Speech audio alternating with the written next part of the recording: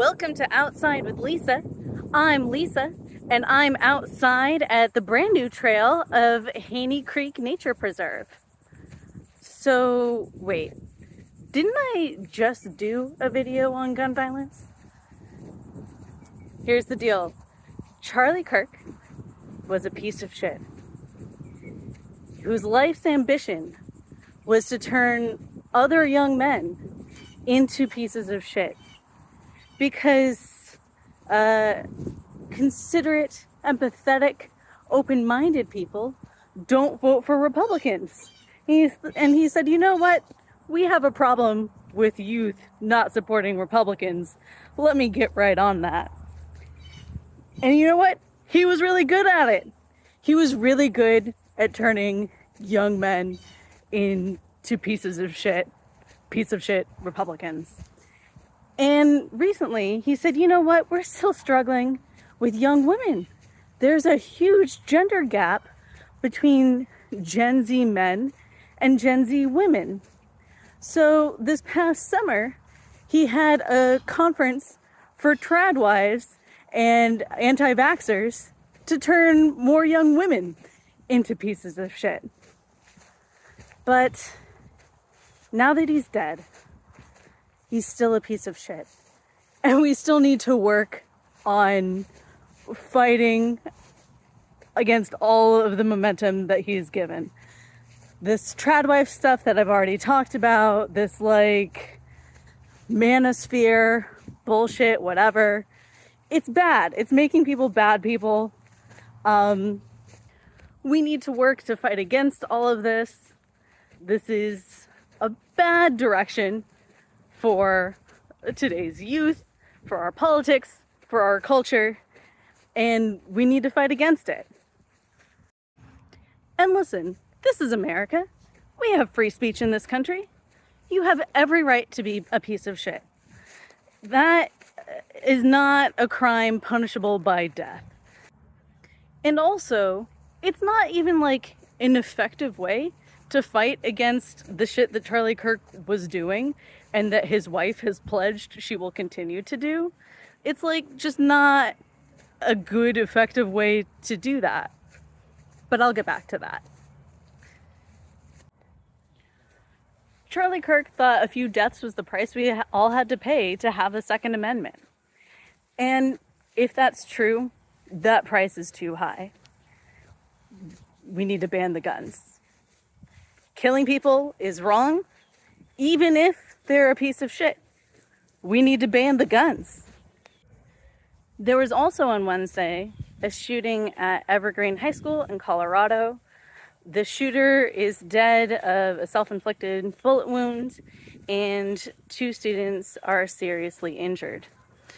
Would the casualty list be higher if Colorado didn't have a limit on high-capacity magazines? Maybe. We need to ban the guns. Charlie Kirk also thought empathy was a made-up term that does a lot of damage. So I won't waste too many thoughts and prayers on him. What I am concerned about is what Trump's going to do next. When Big Balls, Elon Musk's like 22-year-old hire to run Doge, got mugged, which is unfortunately something that just like happens sometimes in DC. Gotta be careful sometimes. I have been told to stay out of certain neighborhoods at night. I don't know. Keep your head down and don't bother anyone, and that's how you stay out of trouble. Anyway, when Big Balls got mugged, Trump sent the National Guard in to invade DC. I don't know what he's going to do now that someone, being 22-year-old cis white boy named Tyler Robinson, has killed his favorite podcaster. I think it's going to be bad. I think people are going to suffer. Trump already made a statement condemning the left for our violent rhetoric. We're the ones with violent rhetoric, apparently. So we'll see what the consequences are of this if there's going to be like any policy ramifications or just more troops in the streets.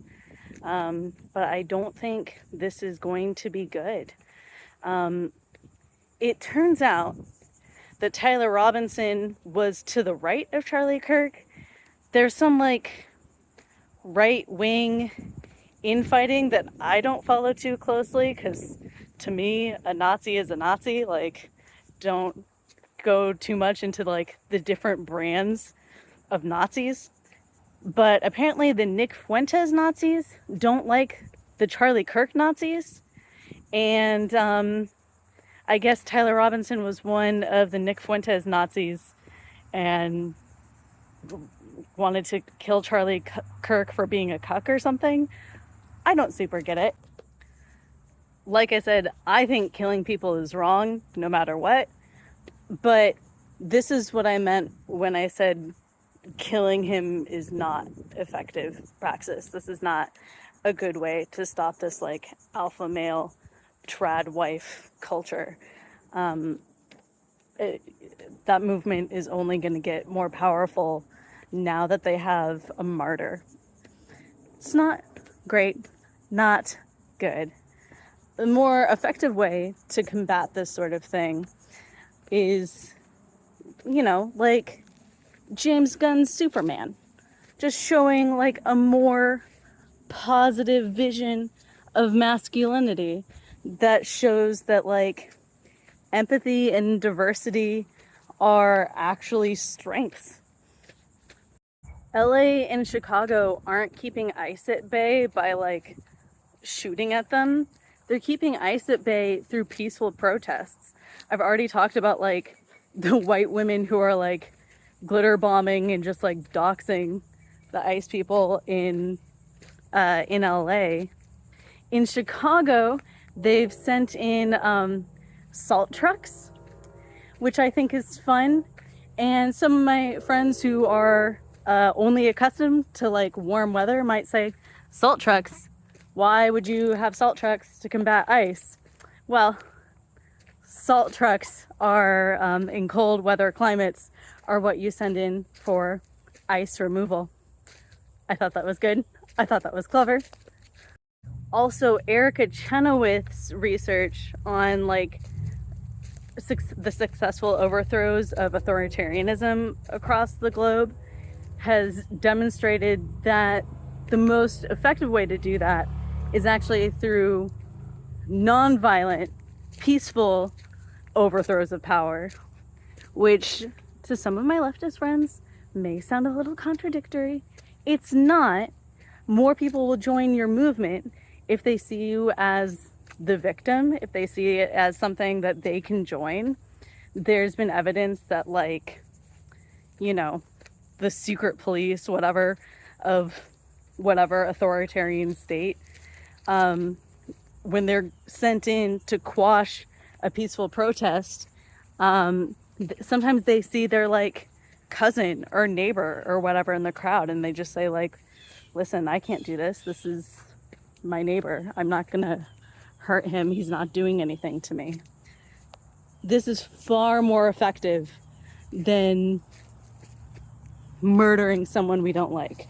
Also, I hope everyone appreciated the way that I dodged that spider web rather than walking right into it.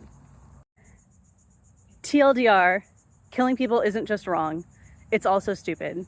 Ban the guns. But also, let's talk for a minute about what does and does not lead to gun violence and shooting deaths and mass casualties. Some things that do not: SSRIs. I'm on SSRIs. I take 10 milligrams of Lexapro every morning, and it makes me a normal person. SSRIs are also known as selective serotonin reuptake inhibitors. I had my therapist text me that this morning because I often get it wrong. That's why people just call them SSRIs. How they work is I take mine for my anxiety, And how they work is they keep you in this normal zone so your emotions don't spike. So for me, it helps me like with irritability. I'm less likely to get irritable over dumb shit because I'm in this like zone of, I don't know, like normal emotions. It doesn't have your anxiety spike up super high. It doesn't let your depression, some people take it for depression, go down super low. It mostly keeps you in a zone.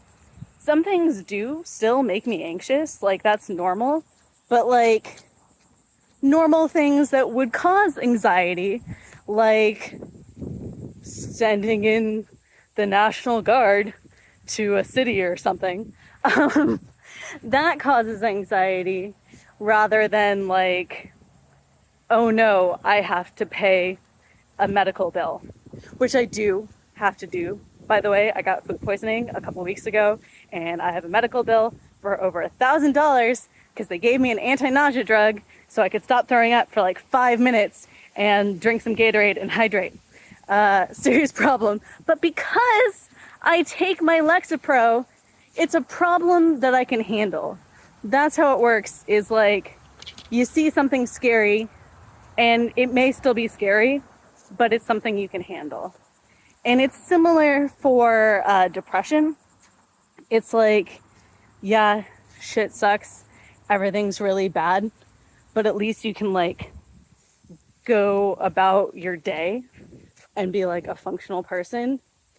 This is why sometimes one of the side effects of SSRIs is suicide, because if your depression is like low enough where you're just like, ugh, I don't care about anything anymore, it's going to help you. But if your depression is super bad where you're like, I hate myself, I just don't care enough to like do anything about it, sometimes with an SSRI, it can give you like enough motivation to act on that, which is unfortunate. That's why like drugs alone aren't enough. Like I said, like I take my SSRIs every day, but I also see my therapist like every 2-ish weeks. So like one of those things in isolation, probably not gonna like completely get the job done. And also like, I don't know if my Lexapro would be working for me as well as it does if I hadn't spent like years in therapy and like developed all of my coping techniques to help manage my anxiety. The Lexapro is just like making this like a fight with my anxiety that I can actually win. So it helps. It's good. The other thing that does not lead to mass shootings is being trans. Some people are just trans. They identify with a different gender than the one the doctor said they were when they were born. It's not super common, but it does happen. And like, if we really want to go into it, what even is gender? Like, does anyone really match like what their gender is supposed to be? I don't know. Not really.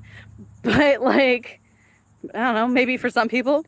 And if you're like, no, listen, I am absolutely a woman, even though everyone has always told me that I'm a boy, like, great. Let's empower you to go make that change. And contrarily, like, some people are like, no, listen, I am absolutely 100% a boy, even though when I was born, doctors said I was a girl. Like, cool, let's go for it, dude. Like, let's make that happen. I think there are some like cis people that I know who are like, yeah, I'm 100% my gender. I can't really relate to that. Like, good for them too, I guess. Gender is a many splendored thing. and it can present itself in lots of amazing different ways, but it doesn't make you want to kill someone. So just so we're clear, SSRIs, disagreeing with the gender you were assigned at birth, do not cause shootings. They don't make you homicidal. They just, gender confirmation and SSRIs both just like help you live your life better. Yeah, that's the common thread. They help you live your life better. Actually make you less likely to want to commit violence. So that's good. Things that do cause violence: radicalization, led by isolation. So if you are somebody who was maybe brought up with some intolerant beliefs, maybe you already have like some exposure to like extremist culture. The Southern Poverty Law Center has done a study saying that like lots of white supremacist terrorists got their start because they were raised by like lightly racist families who like weren't gonna go on like an ethnic cleanse, but definitely use the N-word a lot. So like some racism.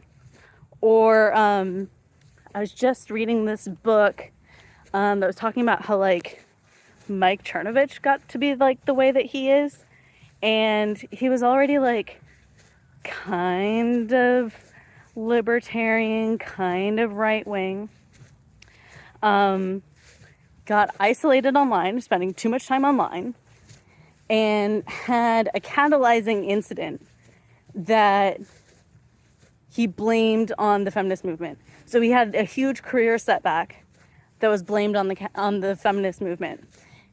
And that is, I think, a pretty common path to radicalization.